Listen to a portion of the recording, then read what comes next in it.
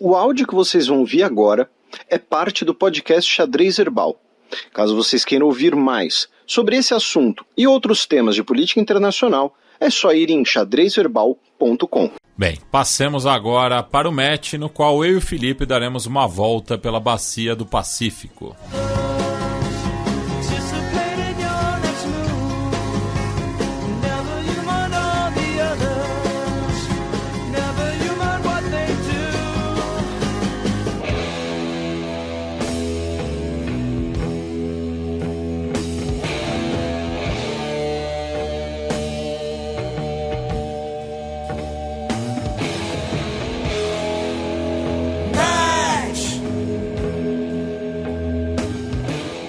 China estabelece meta de crescimento de 5% com a abertura do parlamento. Tivemos a abertura do Congresso Nacional do Povo, né? Iniciando sua sessão anual no último final de semana. A gente comentou, né, que esse evento, né, que ocorreria no programa passado, né? E em relação às duas sessões do Legislativo, né, chinês, eu acho que tem três coisas para a gente trazer para os nossos ouvintes, né, três coisas principais, né? Para quem quiser ver com mais detalhes, algum ouvinte nosso que, sei lá, que eu estou fazendo RI, estou fazendo um TCC sobre a China, né? Se você for lá no site do Ministério de Relações Exteriores da China, tem lá em inglês, né, os pontos principais, né, que foram debatidos. Mas para a gente trazer, né, aqui para os nossos ouvintes, a primeira delas é essa, né? Foi definida a meta de 5%, né, de crescimento econômico para o ano que vem. É curioso, né, que essa meta de 5%, né, para o Brasil, por exemplo, seria sensacional crescer 5% em 2023. Né? Para a China, é a menor meta delineada nas últimas 3 décadas. Tá? Então, assim, é interessante colocar em perspectiva esse número. Né? O país também falou da necessidade de criar 12 milhões de postos de trabalho urbanos, tá? Nessas metas. Outra notícia é que, né, com o anúncio da previsão de crescimento, também veio o anúncio do orçamento chinês. Né? E como muitos ouvintes devem ter visto, tal, é muito destacado que o maior aumento, né, no orçamento chinês foi o de gastos militares. Tá? Vai ter um aumento de 7,2% no orçamento de defesa. Se você pensar que o crescimento do PIB da China no último ano ficou na casa, né, de entre 3% e 4%, é praticamente o dobro do crescimento do país, né, os gastos em defesa. Então agora vai ser o orçamento militar de 224 bilhões de dólares, o segundo maior orçamento militar do mundo. Tá? E claro, 224 bilhões de dólares é muita grana. 224 bilhões de dólares em armas é muita grana mais ainda. Mas vamos colocar, né, em perspectiva também. Né? O gasto, o orçamento de defesa, né, dos Estados Unidos ultrapassa, né, basicamente 800 bilhões de dólares. Quase 4 vezes, né, o orçamento militar chinês. Né? 3,5 vezes ali, mais ou menos, fazendo uma conta meio de cabeça. Né? Então é bom colocar isso em perspectiva, porque hoje, né, se fala de uma rivalidade, né, o início de uma rivalidade sistêmica entre Estados Unidos e China. A gente aborda esse assunto aqui desde o início do Xadrez Herbal, modéstia à parte, com muita qualidade. Né? A gente já falou das questões do termo Nova Guerra Fria e tal. Então, se você vai comparar, né, se você vai colocar esses dois países como os antagônicos, né, então China está aumentando o gasto em armas, China está construindo porta-aviões, China pretende expandir o seu arsenal nuclear, mas ainda é muito pouco comparado com os Estados Unidos. O ideal, né, é que a China gaste 800 milhões de dólares? Não. O ideal era que os Estados Unidos gastassem 200. né? E aí sobrasse mais dinheiro para outras coisas. Mas enfim, a gente vai falar de complexo militar industrial, a gente vai falar de um monte de coisa. E a terceira coisa, meu caro Matias, é justamente dessa relação Estados Unidos e China, né? Já que o Xi Jinping, né, falou que e nomeou diretamente, né, os Estados Unidos, disse que hoje tem um movimento global de supressão da China, tá? Algumas fontes traduziram como repressão, mas pelo que eu vi a tradução mais adequada seria supressão, né? Lembrando que eu não conheço nada de chinês, então caso algum ouvinte nosso que seja fluente em chinês, que estude chinês, queira ajudar com isso, fique à vontade, tá? Mas pelo que eu vi, seria a melhor tradução do que repressão seria supressão. Mas enfim, que teria um movimento hoje coordenado de supressão da China, movido pelo Ocidente, estimulado pelos Estados Unidos, tá? Que quer suprimir o avanço chinês, quer suprimir a economia chinesa e o desenvolvimento de nosso país. Tá? E isso representa severos desafios sem precedentes e que devem ser contornados, né, pelo país, falando inclusive, né, da questão dos semicondutores, né, a questão dos chips. Né? Ele disse que é necessário uma China cada vez mais independente, com a construção de um setor industrial forte, pois um grande país de mais de 1 bilhão de habitantes pode confiar apenas em si mesmo, porque os mercados internacionais não podem nos proteger.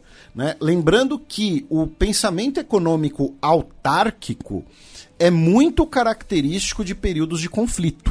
Né? Vejam, eu não estou dizendo que a China ou Xi Jinping ou quem for quer conflitos. Estou falando que quando começa esses pensamentos de a China tem que ser autossuficiente nisso, a Índia tem que ser autossuficiente nisso, a Europa tem que ser autossuficiente nisso, os Estados Unidos tem que produzir aqui e tudo mais, isso é muito característico dos períodos de grandes conflitos que nós tivemos na história. Né? Como o período do início do século XX, ali, no auge da Segunda Revolução Industrial, e a ascensão das economias autárquicas europeias na véspera da Segunda Guerra Mundial. Né? Pós-crise de 29, especialmente. Então, isso para mim é mais alerta do que qualquer declaração sobre Taiwan, sobre linhas vermelhas e tudo mais. Alerta sobre a conjuntura internacional que nós vivemos hoje, claro. E nessa esteira de crítica aos Estados Unidos, o ministro de Relações Exteriores da China, o Qin Gang, disse que a aliança com a Rússia, né, precisa ser cada vez mais reforçada, né, para enfrentar esses riscos e desafios. Né? Entrando numa coisa mais histórica, analítica aqui, coisa que a gente já tem um tempo que a gente não faz em relação à China, porque às vezes eu fico com medo de ser repetitivo, mas tem muitos ouvintes novos também e tal. É importante lembrar que China e Rússia hoje, para muita gente, parecem aliados naturais, mas não são aliados naturais. Na verdade, China e Rússia têm rivalidades desde o século XIX. China e Rússia, né, China e União Soviética travaram uma pequena guerra em 1969. China e Rússia demoraram quase uma década para assinar um tratado sobre suas fronteiras pós-dissolução da União Soviética. A Rússia, na década de 1990 e início do século XXI, priorizava, na verdade, suas relações com o Ocidente. Né? Até o marco disso é o discurso do Putin em Munique em 2007, quando ele denuncia o avanço da OTAN e diz que a Rússia vai buscar um caminho próprio. Então, assim, essa aliança entre Rússia e China, ela é muito mais recente do que algumas pessoas pensam, do jeito que algumas pessoas falam. E mostra também algumas das limitações, às vezes, do pensamento de longo prazo na política externa dos Estados Unidos. Porque para os Estados Unidos teria feito muito mais sentido, na década de 1990 e no início dos anos 2000, pensar, olha, se o nosso adversário sistêmico um dia vai ser a China, faz muito mais sentido a gente se aliar à Rússia contra a China um dia.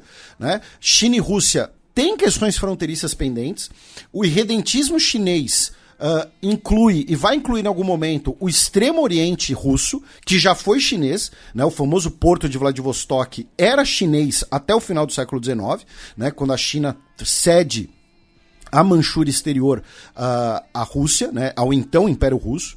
Né? A região de Xinjiang, dos uigures, quase fez parte do Império Russo também, antes da União Soviética. Então, assim, hoje você tem uma preocupação nos setores nacionalistas russos com uma, entre aspas, invasão chinesa no Extremo Oriente, né, porque você tem muitos chineses que vivem e trabalham no lado russo da fronteira. A Rússia czarista era uma das maiores promotoras da ideologia do perigo amarelo pelo mundo, inclusive, né, porque via, né, os povos asiáticos ali como, né, bárbaros e selvagens que ela precisava civilizar. Né? Inclusive com a guerra nipo-russa. Isso, em 1905. Então, assim, China e Rússia não são esses aliados naturais que algumas pessoas podem fazer crer, mas nos últimos 15 anos, nós tivemos uma intensificação muito forte dessas relações. Movidas pelo quê, especialmente? Pelo antagonismo em comum com os Estados Unidos, que é o que o próprio Tsing falou, né? Então, óbvio que hoje China e Rússia são aliados. Hoje eles já têm relações econômicas aprofundadas, os projetos de gasodutos, projetos de exploração espacial conjuntos, tem um intercâmbio entre as duas indústrias armamentistas, né? O principal caça em serviço, né? A China está desenvolvendo o seu avião stealth de 5ª geração, né? Mas o principal caça em serviço na China é um fruto de um projeto russo, né, uma evolução de um projeto russo. Os porta-aviões chineses são evoluções de um projeto soviético. Né? Então, óbvio que hoje essas relações são outras, mas não são relações que ainda têm as suas fragmentações, especialmente pelo fato de que, como a gente fala aqui no Xadrez Herbal, uma coisa que eu abordo desde 2015, a tendência é que cada vez mais a Rússia se torne o junior partner dessa aliança. Hoje, qual é então? Mas Felipe, para que a China precisa da Rússia, né? Precisa da aliança com a Rússia, né? Fornecimento de hidrocarbonetos e guarda-chuva nuclear, né? A China tem 350 ogivas nucleares, a Rússia tem mais de 2.000. A indústria de mísseis balísticos intercontinentais chineses, ela ainda não é muito óbvio, né? Você tem o uso duplo de tudo nessa indústria, né? Então a China tem um programa espacial avançadíssimo, mas os mísseis balísticos intercontinentais de última geração da Rússia são mais desenvolvidos do que os da China, né? Então é isso. Então, assim, ele fala, olha, a gente tem que aperfeiçoar nossa relação com a Rússia por conta dessa ameaça em comum dos Estados Unidos, do Ocidente, é muito consequência disso, né? E para a gente fechar essa parte chinesa, meu caro Matias, uma notícia que muitos dos nossos ouvintes nos marcaram foi que uma família chinesa, 2 anos atrás, adotou um cachorrinho. E o cachorro foi ficando gigante, né? Na verdade, já era um cachorro. Eles já achavam que era um cachorro de uma raça enorme, né? Que é o mastim tibetano. O mastim tibetano não é um urso, aquilo lá é um jipe. É um jipe peludo, né? Mas eles descobriram que o doguinho virou um urso, né? O caso, aí é uma coisa, né? Como eu disse, muitos dos ouvintes nos marcaram, mas esse caso é antigo, tá, gente? Essa história é lá de 2018, mas que viralizou de novo. E por que os nossos ouvintes nos marcaram, né? Porque eu já expliquei aqui, nos meus profundos conhecimentos de biologia, que o urso, na verdade, é um cachorrão gigante, tá? E não é redundância, tem que ter cachorrão gigante, entendeu? O urso é um cachorrão, é tudo canidae, entendeu? Assim como a foca é o cachorro do mar. Né? Voltando aqui às notícias mais sérias, vamos à Península Coreana. E um ouvinte nosso perguntou esses dias no Instagram, Felipe, por que vocês sempre falam Península Coreana, alguma coisa assim? Porque o povo coreano é um só. Então, quando a gente fala tem 2 repúblicas coreanas, mas de uma só população. Então, quando a gente vai falar do povo coreano, a gente vai para a Península Coreana, independente de qual república que é, né? No caso do programa de hoje, a gente tem notícia das 2 repúblicas coreanas. A primeira delas, eu particularmente considerei um absurdo, tá? Porque, olha só, meu caro Matias, o governo da Coreia do Sul anunciou, na segunda-feira, um plano que vai indenizar 780 mil pessoas que foram vítimas de trabalhos forçados no Japão durante a ocupação imperialista japonesa da Península Coreana, né, que durou de 1910 a 1945. Então, assim, mas Felipe, por que você disse que isso é um absurdo? Essas pessoas têm sim que ser indenizadas. Essas pessoas foram submetidas a trabalhos análogos à escravidão, sofreram racismo, sofreram exploração sexual, foram desprovidos da sua identidade cultural. Houve uma política de quase genocida, de extermínio da identidade cultural coreana. Mas quem tem que indenizar essas pessoas é o Japão. O que o governo da Coreia do Sul está fazendo hoje é basicamente querer agradar o Japão.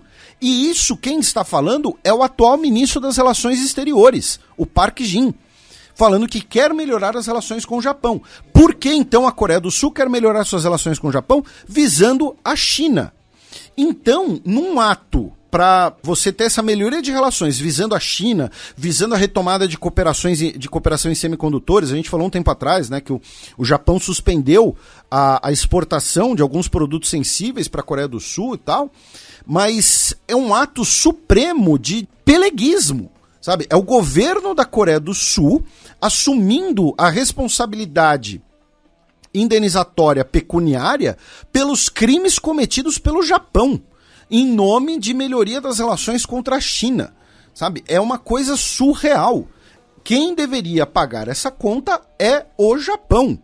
Ponto final. São é o governo japonês ou as empresas japonesas, tá? Mas aí teve a piora das relações durante o governo Abe Shinzo, quando teve a determinação do pagamento e blá blá. Dane-se, quem cometeu esse crime foi o Japão. A potência imperialista do Extremo Oriente foi o Japão. Então, assim, é uma coisa meio surreal, sabe?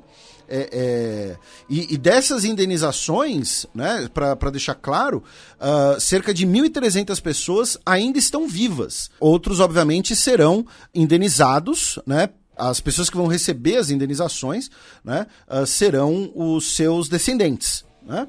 Lembrando que o Japão também alega que na década de 60, quando eles formalizaram relações, o Japão fez todos os pagamentos devidos, mas na verdade, na época, o Japão fez um pagamento, enfim, ínfimo, né?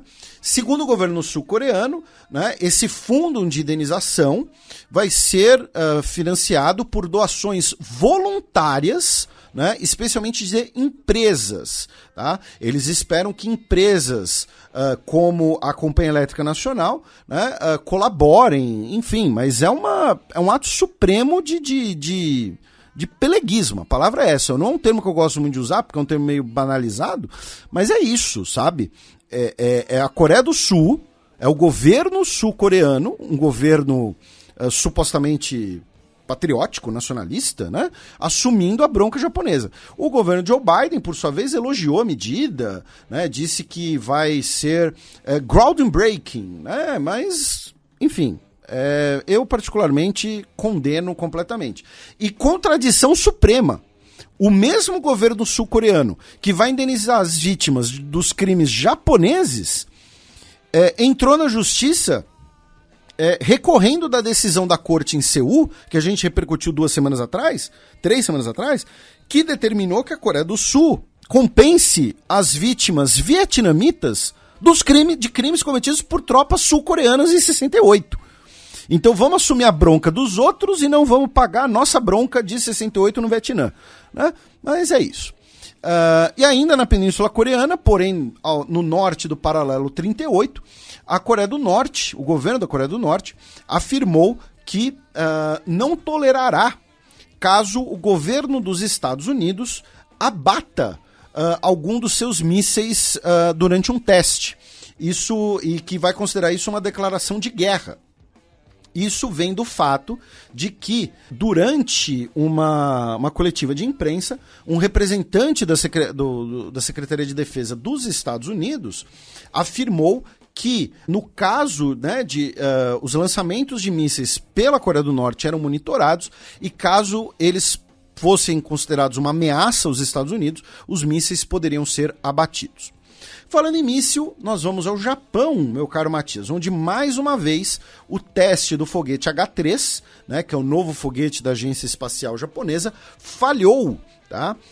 Foi o segundo lançamento, né, que falhou, e o terceiro teste que falhou. O primeiro não incluía lançamento, apenas a ignição dos motores. Tá?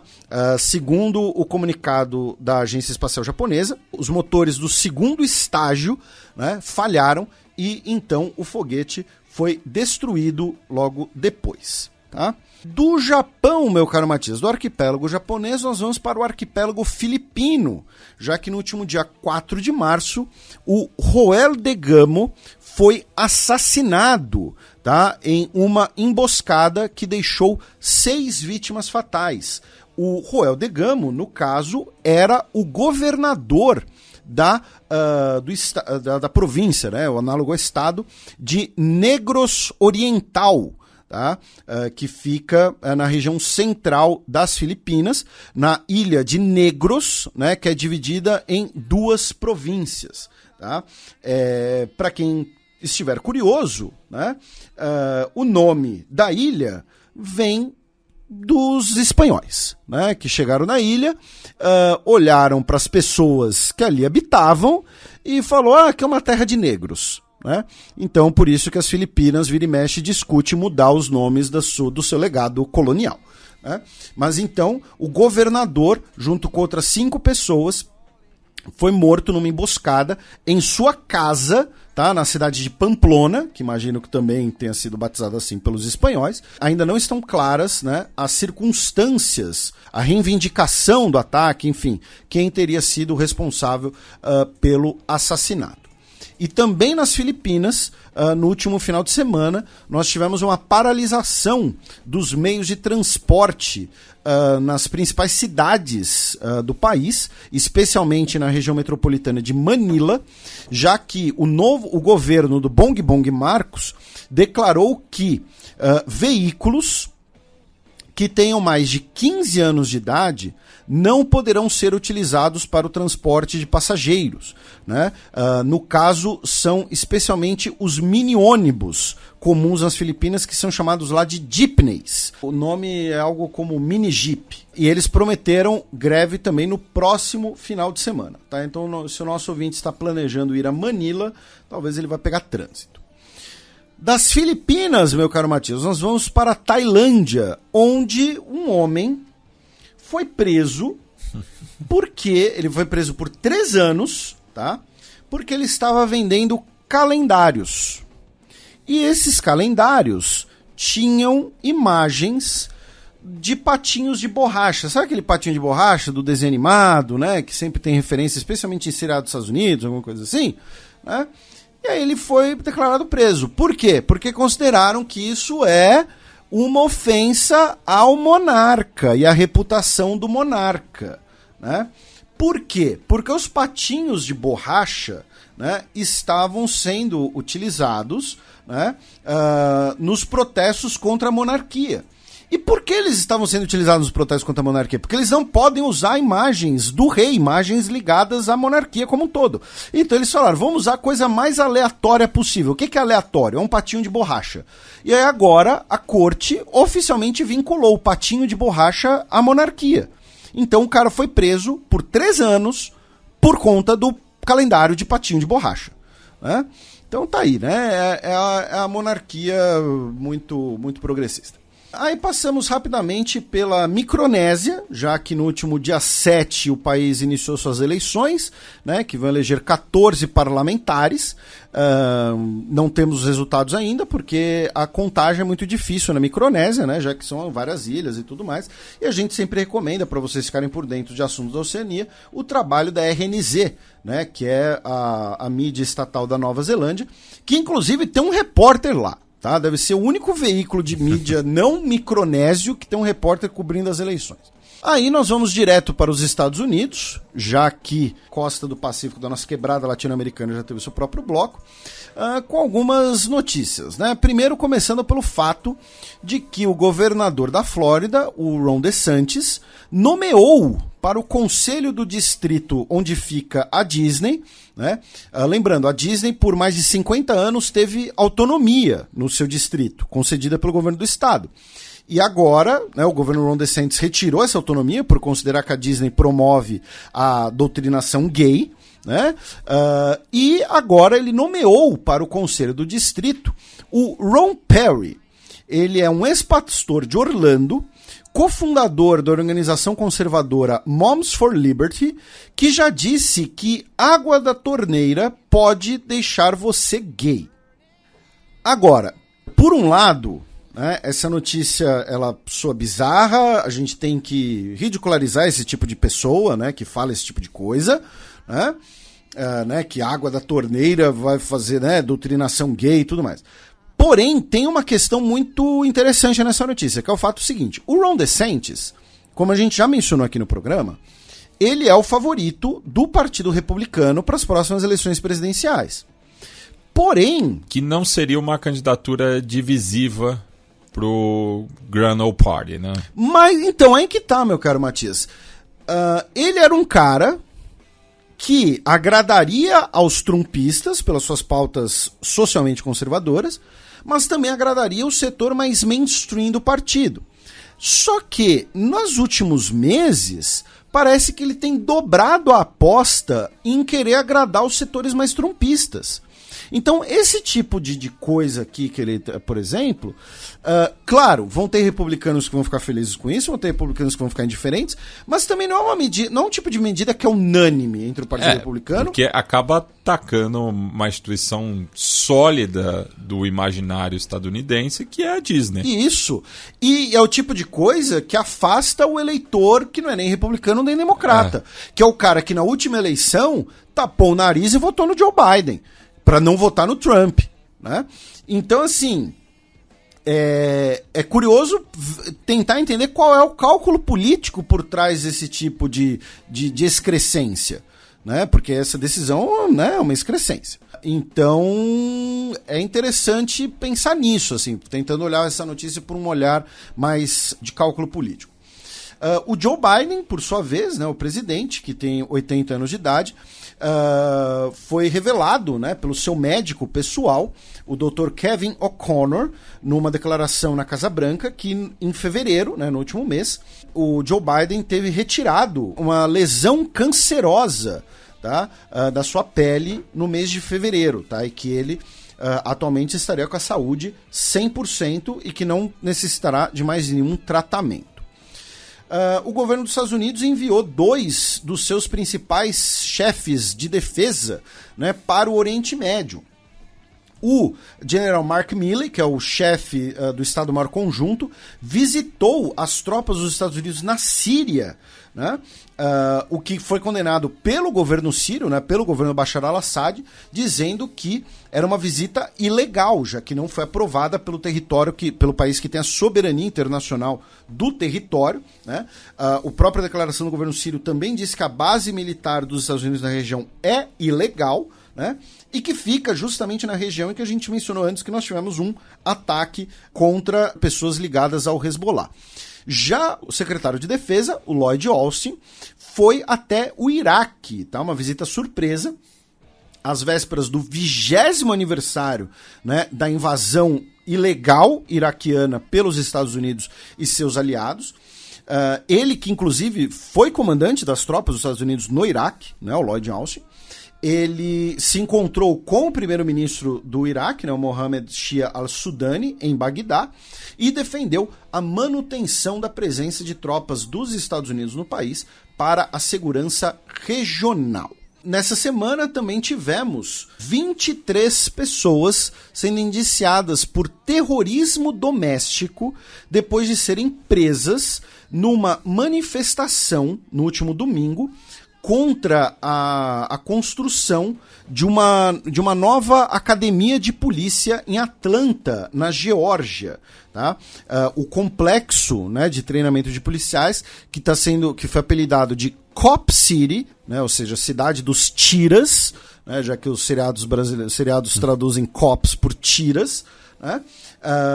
É tema de diversos protestos, diversas críticas. No último domingo, 35 foram presas e 23 foram acusadas de terrorismo doméstico. O que até porque foi criada uma zona antifa na região.